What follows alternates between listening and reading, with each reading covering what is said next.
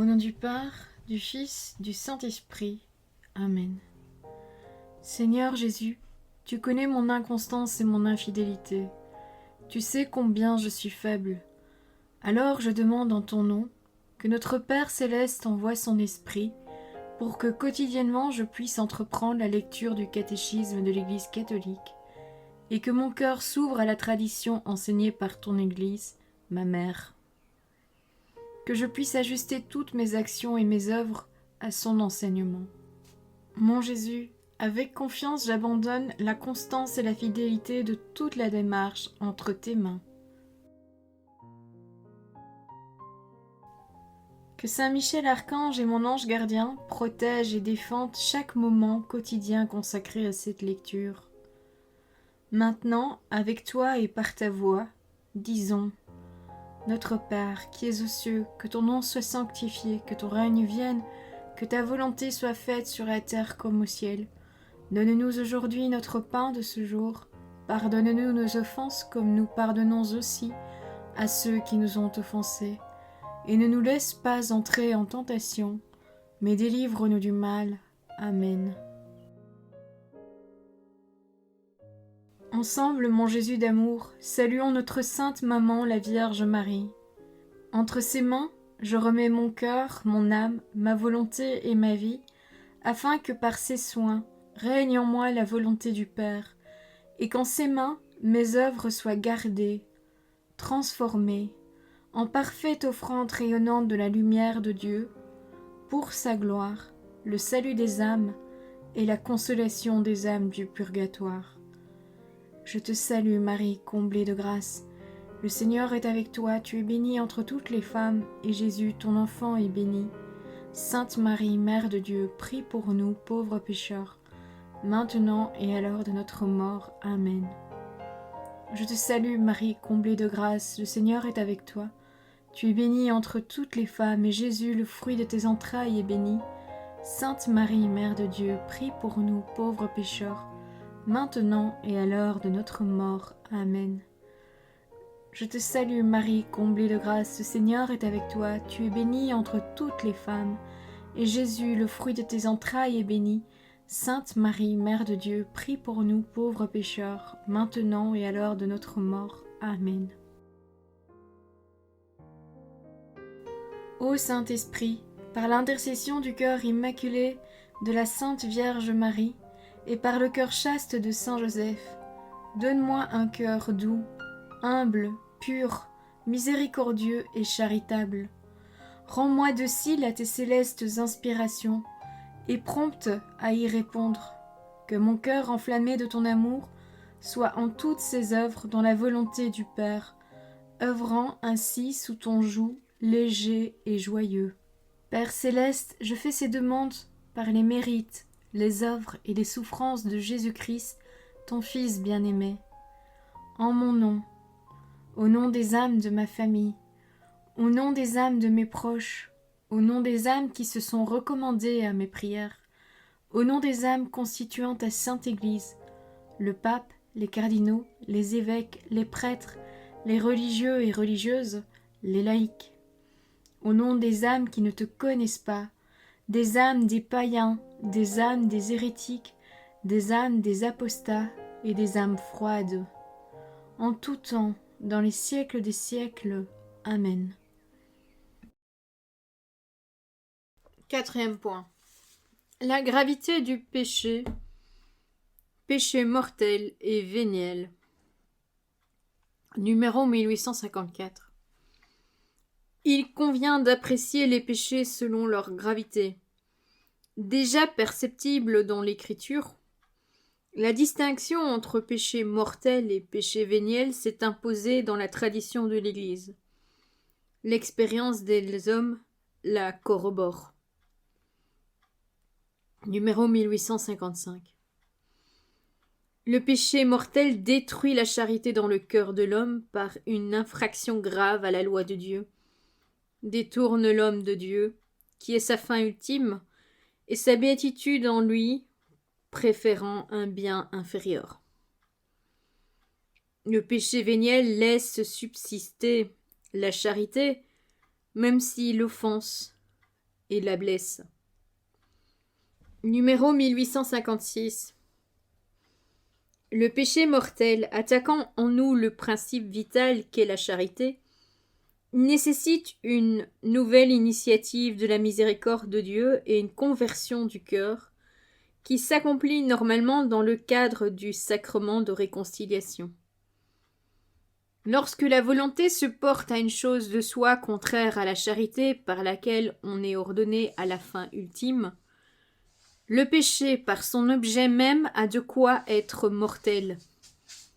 Qu'il soit contre l'amour de Dieu, comme le blasphème, le parjure, etc., ou contre l'amour du prochain, comme l'homicide, l'adultère, etc.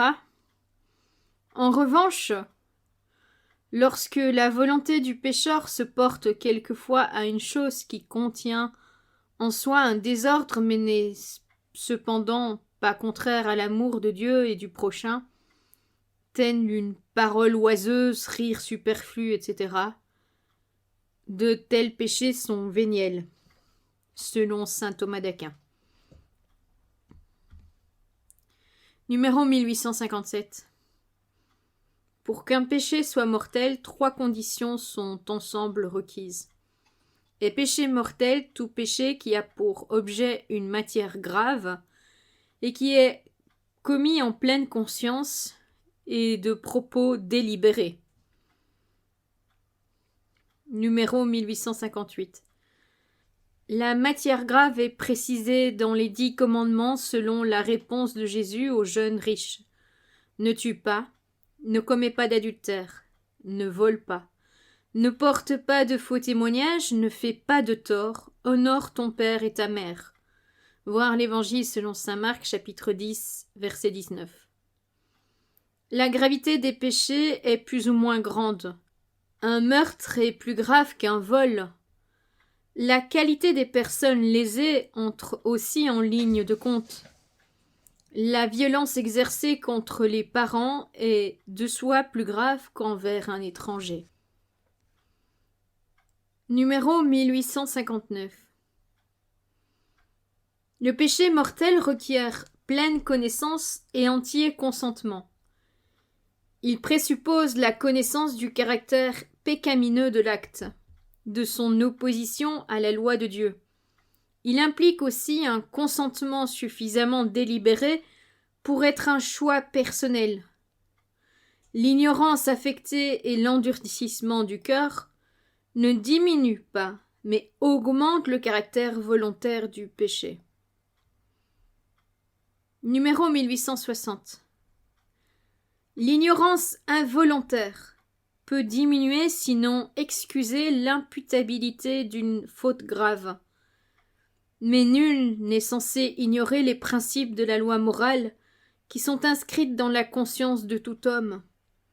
Les impulsions de la sensibilité, les passions peuvent également réduire le caractère volontaire et libre de la faute, de même que des pressions extérieures ou des troubles pathologiques. Le péché par malice, par choix délibéré du mal, est le plus grave. Numéro 1861. Le péché mortel est une possibilité radicale de la liberté humaine comme l'amour de lui-même. Il entraîne la perte de la charité et la privation de la grâce sanctifiante, c'est-à-dire de l'état de grâce. S'il n'est pas racheté par le repentir et le pardon de Dieu, il cause l'exclusion du royaume du Christ et la mort éternelle de l'enfer.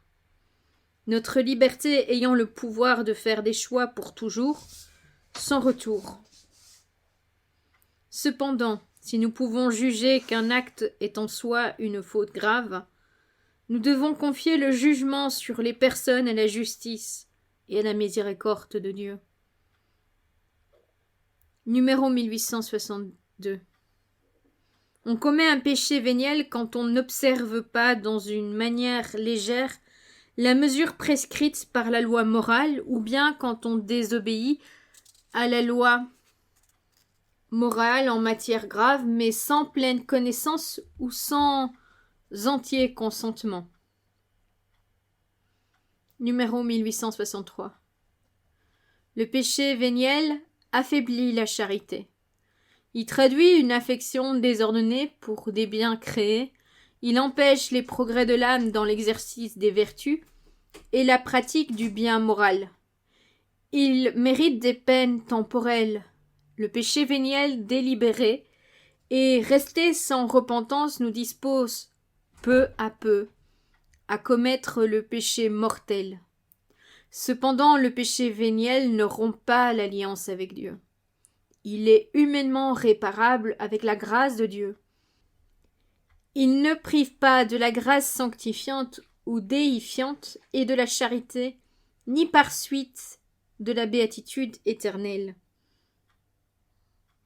L'homme ne peut, tant qu'il est dans la chair, éviter tout péché, du moins les péchés légers. Mais ces péchés que nous disons légers, ne les tiens pas pour anodins. Si tu les tiens pour anodins, quand tu les pèses, tremble. Quand tu les comptes, nombre d'objets légers font une grande masse. Nombre de gouttes emplissent un fleuve. Nombre de grains font un monceau. Quelle est alors notre espérance? Avant tout, la confession. Saint Augustin. Numéro 1864. Tout péché et blasphème sera remis aux hommes, mais le blasphème contre l'esprit ne sera pas remis. Voir l'Évangile selon saint Matthieu, chapitre 12, verset 31. Il n'y a pas de limite à la miséricorde de Dieu, mais qui refuse délibérément d'accueillir la miséricorde de Dieu par le repentir, rejette le pardon de ses péchés et le salut offert par l'Esprit Saint. Un tel endurcissement peut conduire à l'impénitence finale et à la perte éternelle. Voilà, c'est tout pour aujourd'hui. Je vous souhaite à tous une bonne et sainte journée. Que le Seigneur nous bénisse tous, que la paix habite votre cœur ainsi que le cœur des membres de votre famille, et que votre ange gardien veille bien sur chacun d'entre vous. Au nom du Père, du Fils, du Saint-Esprit. Amen.